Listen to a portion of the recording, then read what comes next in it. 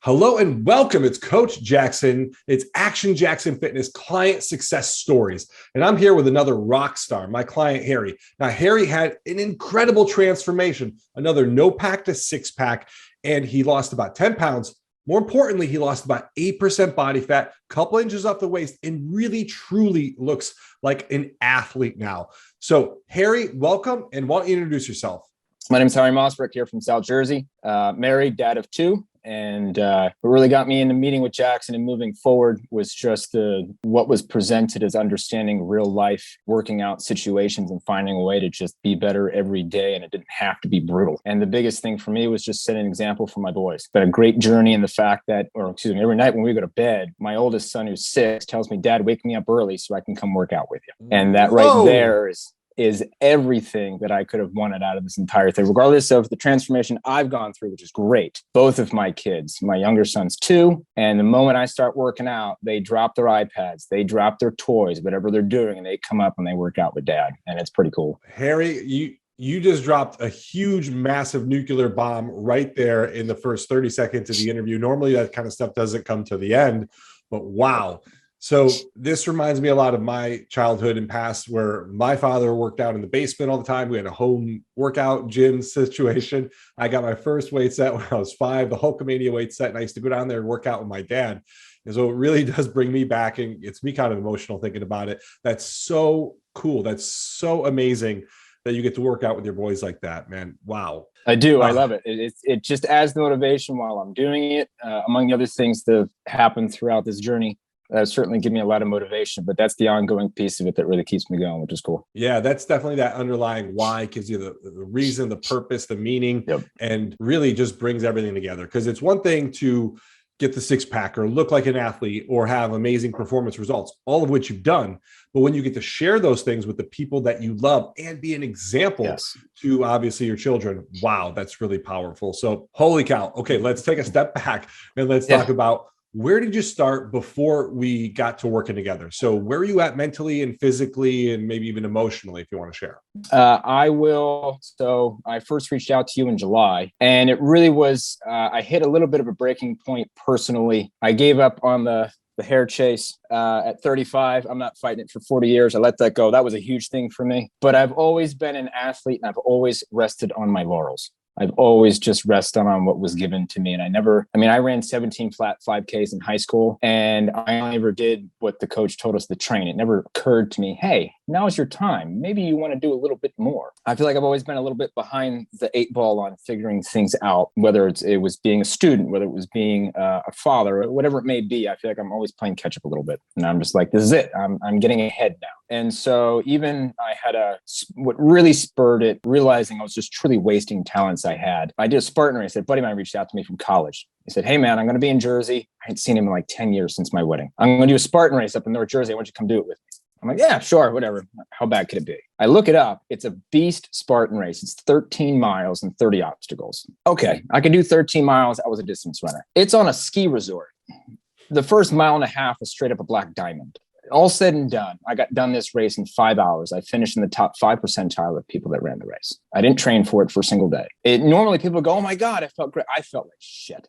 Excuse me. I felt like crap. I'm like, wow, I'm just truly wasting gifts that are being given to me. My second son was born a week later. And so it was one of those things that you just get tied up. And so I lost a little bit of that fire from that, but I never forgot it. And then just time came, it's like, do it or go. You know what I mean? Like, you're losing your hair. Like, what's next? Like, what are you waiting for? Just do it. And then we got tonal in May. You popped up. I'm like, this, my guy. And then luckily you already had a program and everything in place, and it went from there.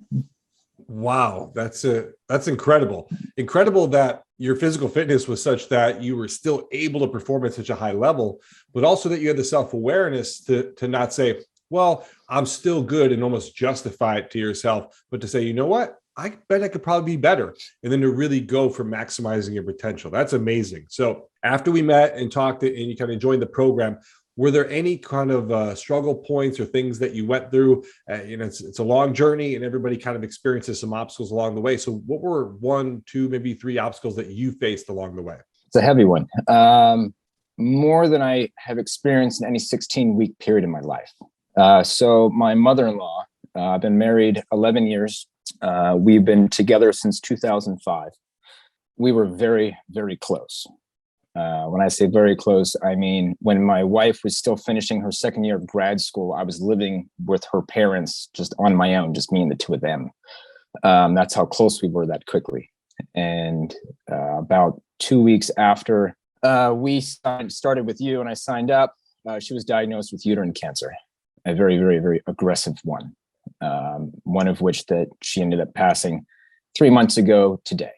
September 17th. She made it about 2 months. And so for the first half of the program was just a whirlwind of trying to get her the proper care and go through all of that, and yet maintain this new journey that I had started on for myself. And with the boys, obviously my wife was priority of the two of us, although I wanted to argue her that fact about getting up to see her. But obviously my wife was the one to go, so I was home with the boys. And so this program became a focus for me, and she was very physically fit. She went to the gym an hour and a half a day, didn't miss a day, ate healthy, never missed a doctor's appointment for a thing. She was a picture of health, like this hit like a brick wall. Truth to be, it was just, I just had to think of her, and funny enough, it came from one of your tonal workouts. That's just one of the general ones on the tonal, where towards the end of it, you hit the last set of reps and you go, all right, this is where we go now. This is what you've done the whole workout for. You don't have to do them. You get to do them. And as simple as that is, it really was a huge mind shift, because here I am working out, getting better. And here's my mother-in-law fighting just to move on to the next day. And it's just, what a privilege it is to have this opportunity to where I know so many of my friends. I'm 35 years old. So many of my friends that I know from high school, college, and everybody easily keeps track through Facebook, things like that, whether you talk or not. I'm not saying I don't recognize them, but they're not the people that I know and remembered from college. And we all go through these different changes, and everybody has different reasons why, but a lot of it's just different health reasons they don't have control over. So here I am just sitting on what could be something I've always wanted, but just lacked the discipline to do it. And it's just, it was time. And so through all those workouts, I would just always just channel being with her, knowing how hard she worked out and knowing how important that was to her. That has really become my driving factor. And ironically enough, just when she started her chemo, I was finishing up some tattoo work I had done. But as a permanent reminder, I had a tattoo done with my mother-in-law's name on it. And her Vietnamese name was Jung. And so it's an infinity heart symbol. It says forever Jung. And so it's just one of those things that's just a reminder for the rest of my life. You just grind, just do it. Sometimes you're going to go through it and it's going to be sluggish. It's going to feel like you're just going through quicksand or just trying to trudge through waist deep water. Just do it. Whether you lift the weight and you do it exuberantly, or whether you lift the weight and do it like exhaustedly, either way, you still lifted the weight. You're still getting the benefit. Just do it. Just don't stop. And it's the one thing I didn't do physically working out. I didn't stop. My macros, my nutrients, which I will say that system was wonderful. I enjoyed it. I learned how to cope with being with the family, because after she passed, believe it or not, our meal time together was our most important time. And so I had to give up a little bit of something. So I gave up 100% tracking. In 2 months of giving up exact tracking, I gained 2 pounds. That's it. 2 pounds, because I never missed a workout. And every workout I did, I went out with whatever energy I had that day, whether it was good or just okay, whatever it was. I didn't miss it. I always did it. And that consistency was just a beautiful thing. And it gave me something to focus on. It really became something for me to latch on to through the whole mourning process and just through her whole process of what she went through up until the day she passed. And it was just, it'll continue to always be a huge driving force for me.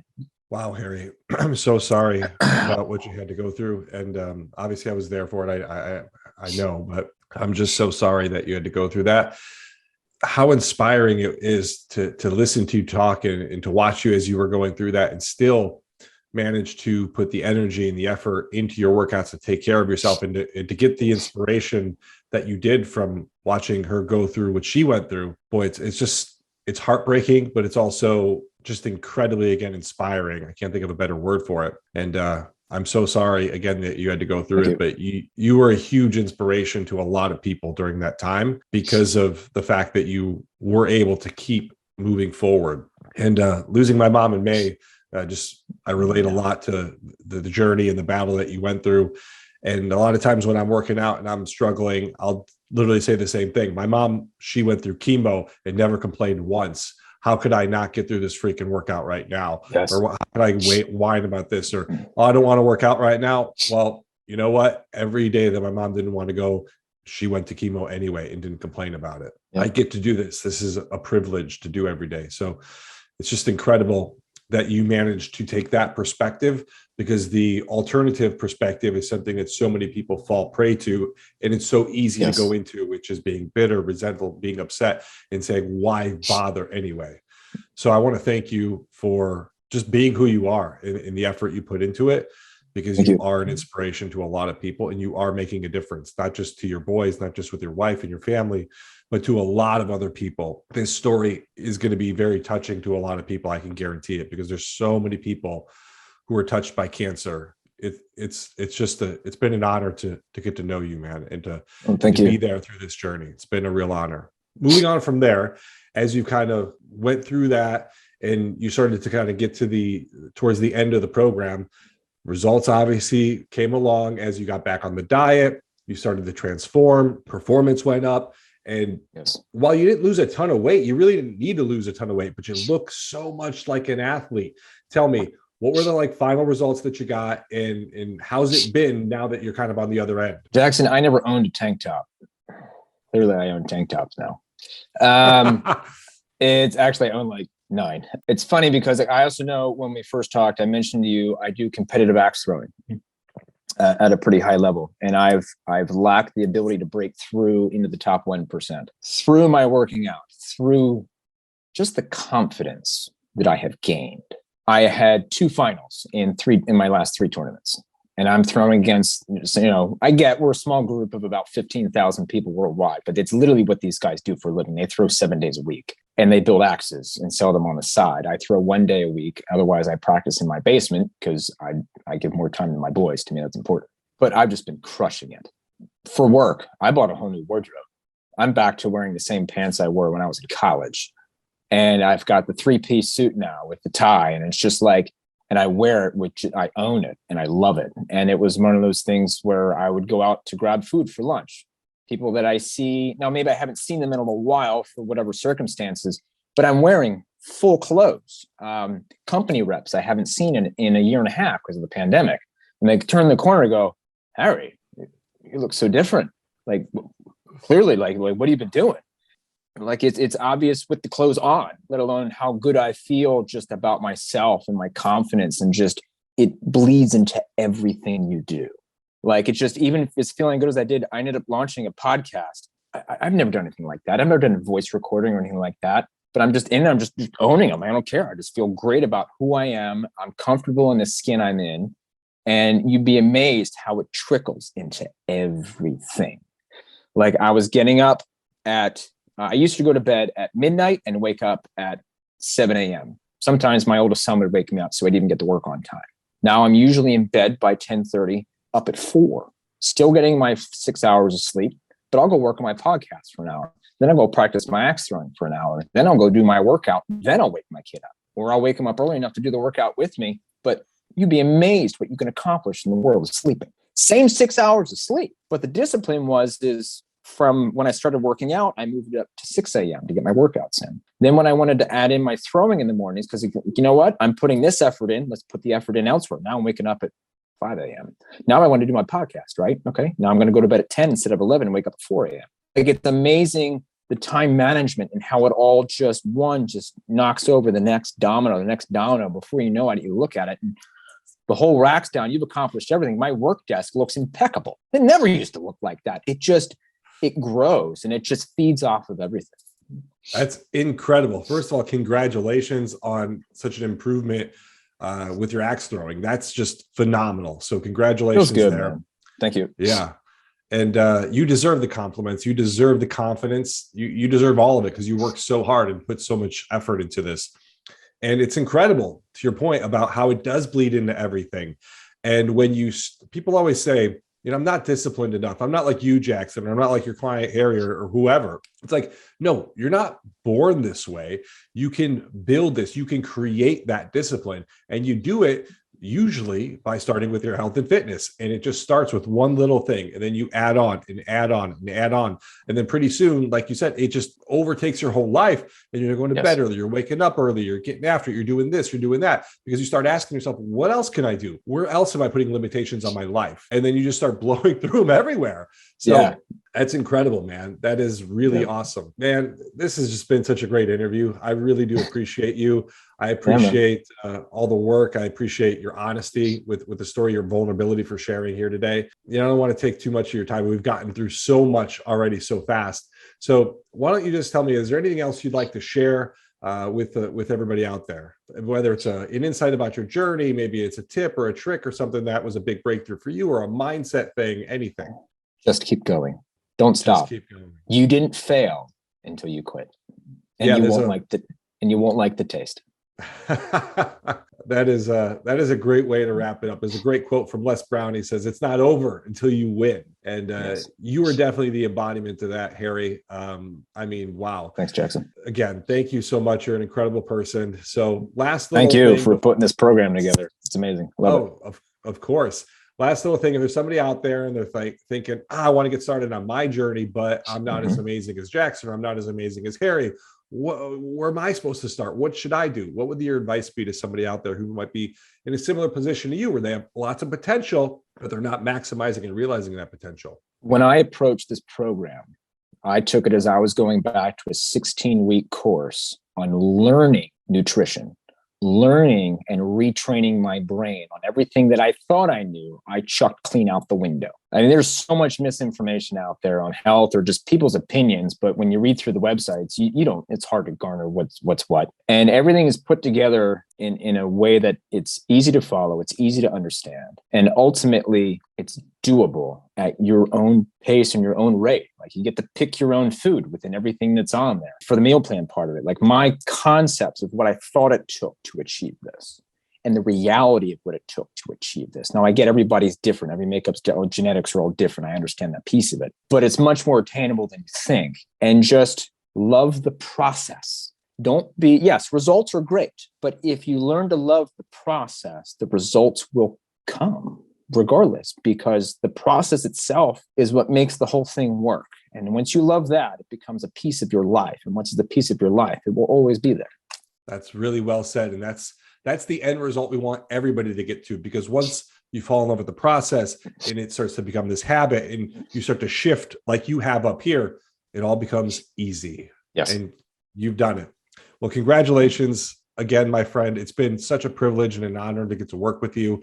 I'm just so inspired by you, and I can't tell you how much I appreciate you. Thank you again so much. Certainly. Thanks, Jackson.